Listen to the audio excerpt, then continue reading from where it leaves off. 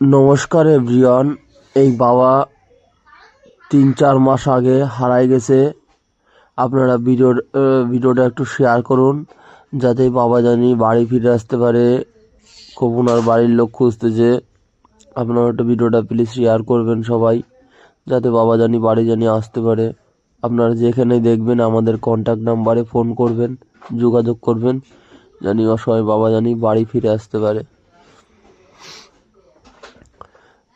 আপনাদের বাড়ির আশেপাশে এই ধরনের ব্যক্তি যদি দেখতে পান, তাহলে আমাদের সাথে যোগাযোগ করবেন।